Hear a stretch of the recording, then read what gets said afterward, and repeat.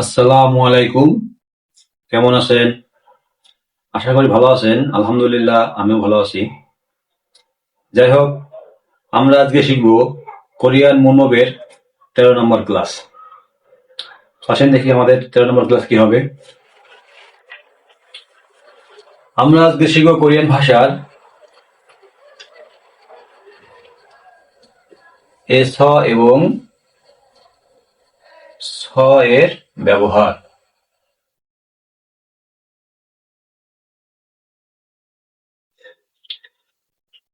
আমরা আজকে শিখব কোরিয়ান ভাষায় বিভিন্ন সেন্টেন্সের সাথে এস এবং স কিভাবে ব্যবহার করা হয়। আর এই এস এর মানে হলো থেকে, আর সতে আপনার অন্তঃস্থলে এ বুঝায়, অনেক ক্ষেত্রে আপনার রেও বুঝায়। হ্যাঁ, এই র আকারে রেও বুঝায়। হ্যাঁ, এটাকে আপনি নোট করেন। এ স মানে থেকে এবং স মানে এ বা রে। হ্যাঁ, আমরা এর উদাহরণ দেখবো কিভাবে এর ব্যবহার হয় আর কিভাবে উচ্চারণ করা হয়। আপনারা এটাকে নোট করেন।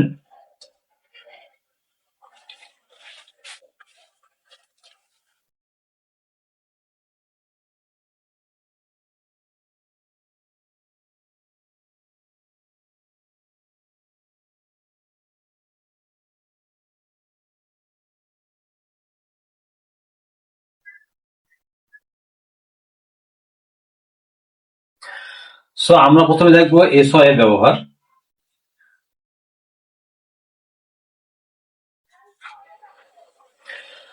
এস মানে কি? যেমন হলো থেকে।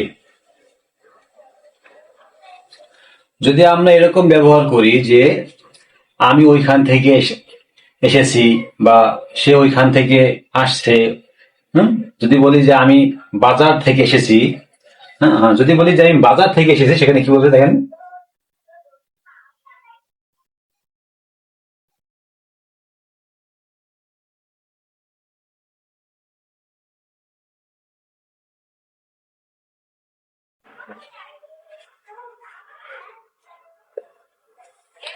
যদি বলা হয় আমি বাজার থেকে এসেছি, সেক্ষেত্রে কি হবে?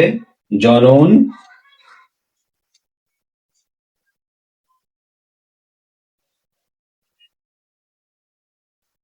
এই সিজাং, সিজাং মানে হলো বাজার। হ্যাঁ, সিজাং এস এ জনন সিজাং এস মানে বাজার থেকে অচ্ছয়।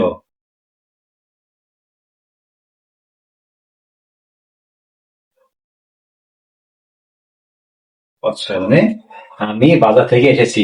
এই অচ্ছয়টা মূলত আমরা শিখছিলাম কি, খাদা মানে কি, যাওয়া। হ্যাঁ, আর এটা হলো ওদা। ওদা মানে কি, আসা। কোরিয়ান ভাষায় খাদা মানে যাওয়া আর ওদা মানে আসা। সেই ওদা থেকে অচ্ছয় মানে এসেছি। সেই ওদার এই দাটা থাকবে না, ও থাকবে, আর ওর সাথে এই ইচ্ছয় যোগ করা হয় মানে এসেছি। এটা হলো অতীতকালে বুঝাইছিল যে আমি বাজার থেকে এসেছি। কি বলছে? জনন সিজাং এস অচ্ছয়, আমি বাজার থেকে এসেছি।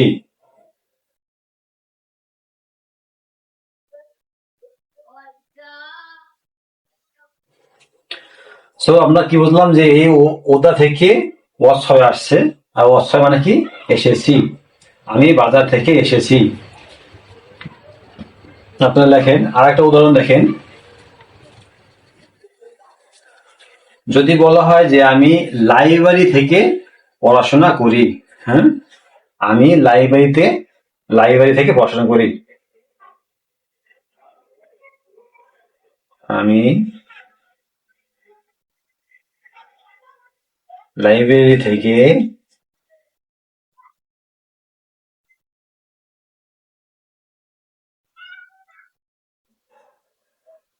পড়াশোনা করি। তাহলে কি হবে? আমি মানে কি, জনন। জনন লাইব্রেরি হলো থোসাগোয়ান।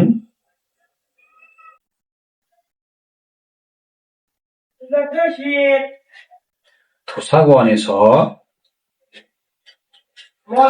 저는 도서관에서 공부했어요.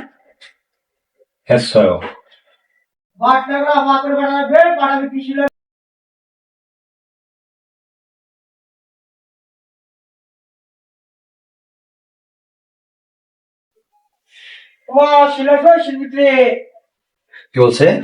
আমি লাইব্রেরি থেকে পড়াশোনা করি। হ্যাঁ, কোরিয়ান ভাষা কিভাবে? জনুন 도서관에 서 공부했어요. আমি লাইব্রেরি থেকে পড়াশোনা করি। এই 도서관 মানে হলো লাইব্রেরি।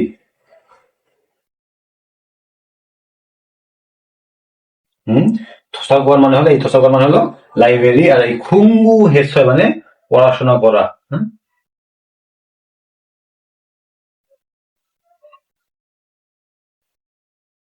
মূলত 공부하다 মানে হলো পড়াশোনা করা। সেখানে 공부하다 থেকে 했어요, হ্যাঁ, 공부했어요 মানে আমি লাইব্রেরি থেকে পড়াশোনা করি।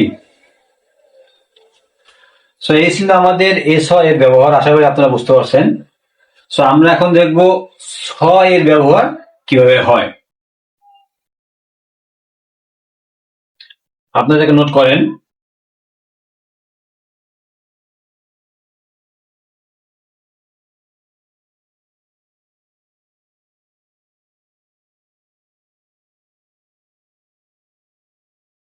শিব কি স এর ব্যবহার, হ্যাঁ, স মানে কি? অন্তস্থ একারে এ, কখনো কখনো র একারে রেও বোঝানো হয়। তো এখানে যদি আমরা উদাহরণস্বরূপ দেখি, যেরকম যে আমি বাজারে গিয়ে ফল কিনেছি, হ্যাঁ, কি হবে? আমি বাজারে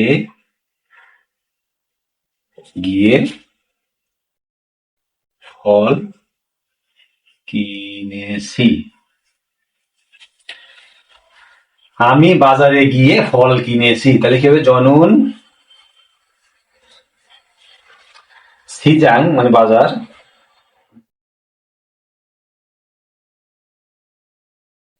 সিজাংয়ে মানে বাজারে, হ্যাঁ, গিয়ে খাদা মানে যাওয়া, সেই খা, আর এ হলো সেই স, হ্যাঁ, তাই কি হলো? আমি বাজারে গিয়ে, খাদা মানে হলো যাওয়া, আর এখানে সেই স আসতে লিখিল বাজারে গিয়ে, আমি বাজারে, হ্যাঁ, সিজাক মানে বাজার, এ মানে হলো এ, আমি বাজারে গিয়ে ফল খোয়াইল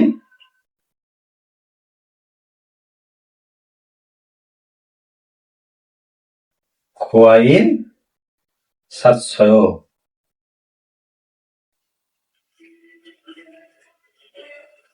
হ্যাঁ, জনুন সিজাঙে খাস বাজারে গিয়ে, খোয়াইল মানে ফল, সাতশয় মানে কিনেছি। জনুন মানে আমি, সিজাং মানে বাজার, এ মানে এ, আর খাদা মানে যাওয়া, সেই খাদা থেকে খা আসছে, খা মানে যাওয়া, আর স মানে হলো এ, তাহলে বাজারে গিয়ে, হ্যাঁ, বাজারে গিয়ে, খোয়াইল মানে ফল, আর সাদা মানে কি? কেনা, সেই সাদা থেকে 700 মানে কিনেছি। আমি বাজারে গিয়ে ফল কিনেছি। জনুন সিজাং এ খাস বাজারে গিয়ে ফল কিনেছি। তাহলে এখানে আমরা ছয়ের ব্যবহার দেখতে পেলাম যে কিভাবে কি ছয় ব্যবহার করা হয়, যে আমি বাজারে গিয়ে ফল কিনেছি। হ্যাঁ, এটা আপনার নোট করেন। আমরা আরেকটা উদাহরণ দেখবো।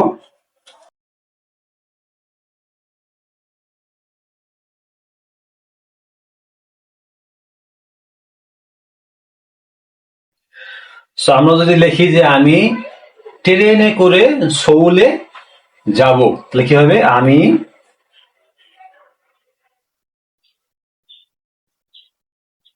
ট্রেনে চড়ে সৌলে যাব বা যাই। হ্যাঁ, তাহলে কি হবে? জনন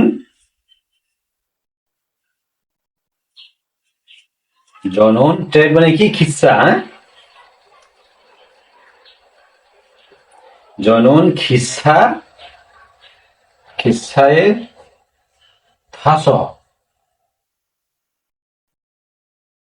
থাসা সৌলে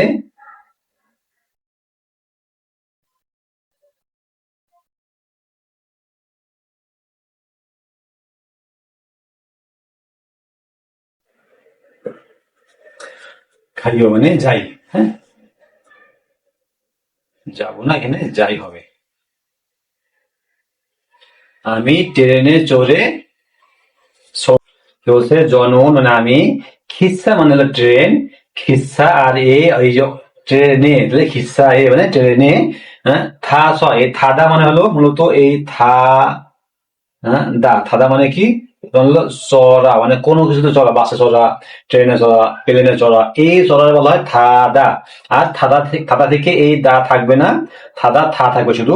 থা ছ মানে ট্রেনে চড়ে। এই বলছিলাম না, কখনো কখনো রে ব্যবহার করা হয়। হ্যাঁ, তাহলে জনন খিসায় থাস, আমি ট্রেনে চড়ে সৌল, এইটা সৌল হলো আপনার কোরিয়ার রাজধানী। হ্যাঁ, সৌলে, সৌলে, সৌলে খাইও মানে যাই, আমি ট্রেনে চড়ে সৌলে যাই। সরি, এখানে এ হবে। হ্যাঁ, জনন খিসায় থাস সৌলে খাইও, আমি ট্রেনে চড়ে সৌলে যাই।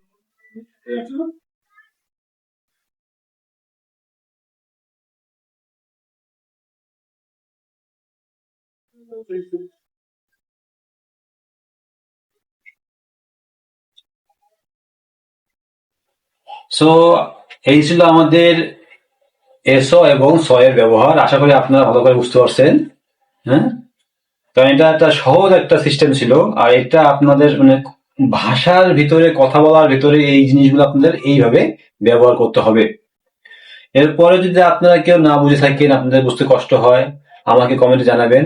আমি অতি সত্বর আপনাদের কমেন্ট উত্তর দেওয়ার চেষ্টা করবো। তো আজকের ক্লাস এখানে সমাপ্তি। ভালো থাকবেন। সালামু আলাইকুম।